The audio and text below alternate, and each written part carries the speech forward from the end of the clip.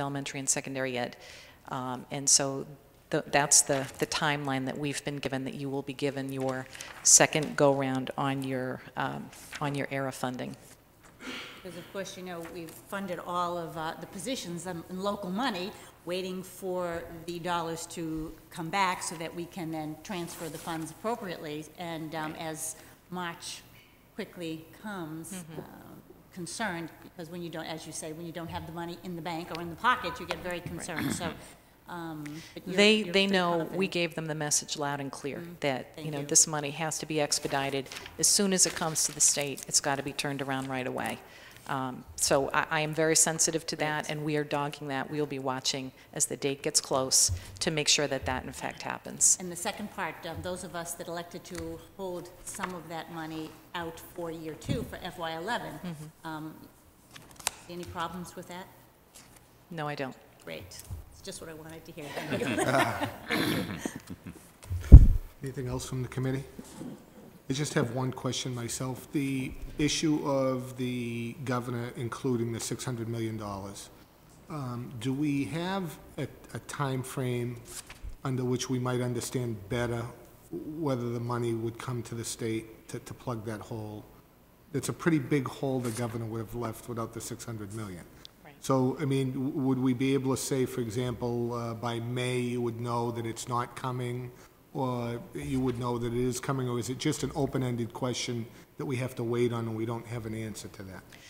Well, we know that they're talking about taking up the jobs bill sometime within the next couple of weeks, so we'll know better whether or not there's an amendment put forward. I know at the National Governors Association meeting today, they really pressed Washington on the need for the reauthorization, 6-month reauthorization of the federal Medicaid money. And again, for us, it would be anywhere between $600 and $680 million because it's pegged to the unemployment level. And so based on the way things are going right now, we would probably get closer to $680 million. But as budget writers, we're really hesitant to build that in because it's not a guarantee.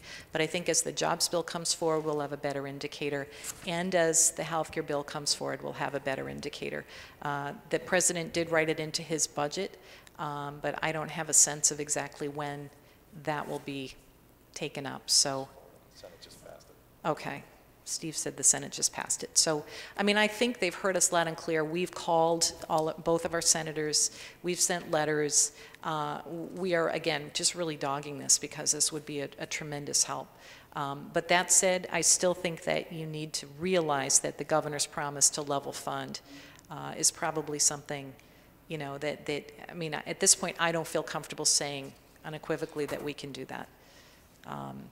I look at the other portions of the state budget and see the thousands of people that are going to actually be taken off of disability programs, et cetera, in the way the governor's currently written his bill, and I just don't see how we can continue to go down that road and hold other things harmless. I don't see how it can happen. So the good news is you'll have, I think, a number you can work with as soon as possible in March. And then, that's taken off budget, and then we've got to make it work for the rest of the budget. I mean, the one little spark there is that what I'm hearing you say is even if the governor's revenues were accurate, you don't share some of his policy goals. That might be a little area where we have a disagreement, but I think that's what you're saying, Barbara. And, naturally we have to fight for our constituency.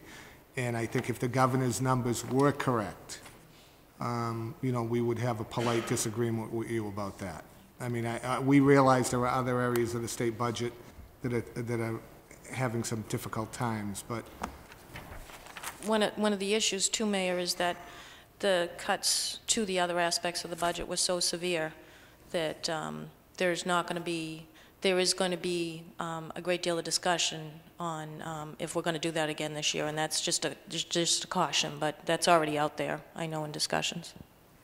Just on that comment, I think one is it's a huge assumption to make that the governor's numbers are accurate, and I don't share his position that the way we get out of the fiscal mess that we're in is by raising taxes. And the governor's approach is to tax everything, whether it's soda, sugar, sales, income, gas. That's not the way out of it. So we need to do a better job looking inward and solving our problems. But all of us, I think, agree that when the money and revenue is there, that we need to fund local aid. You are, at the end of the day, where the rubber meets the road, and we understand that. We still have to make sure that state government operates and operates efficiently and effectively and serves the public in a way that we should be proud of. It's not doing that now, but we're doing a better job of ensuring that.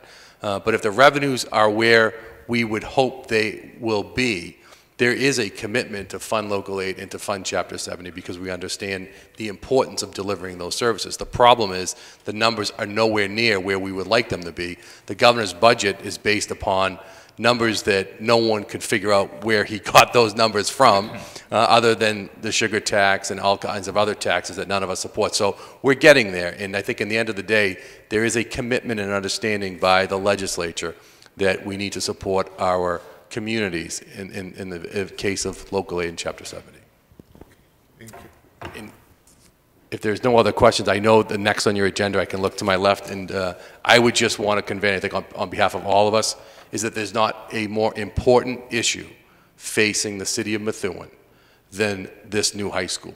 And I want to urge all of you to do everything you can to really promote this. I'm a graduate of that high school. I know many of you are as well.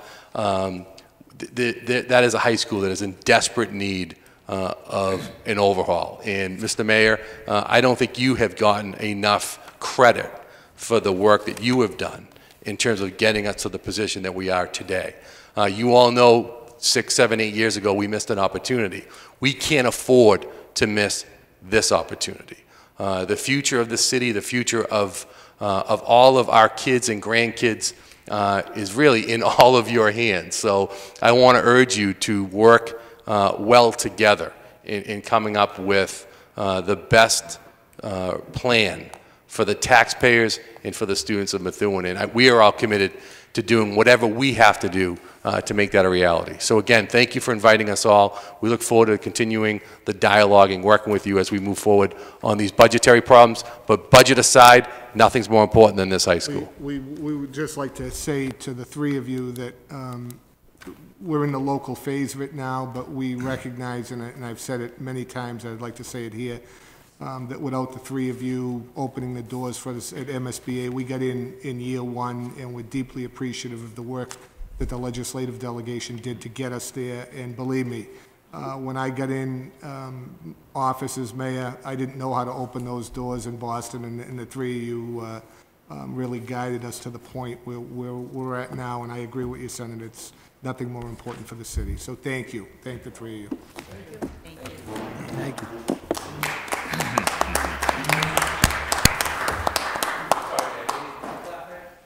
It was very light clapping.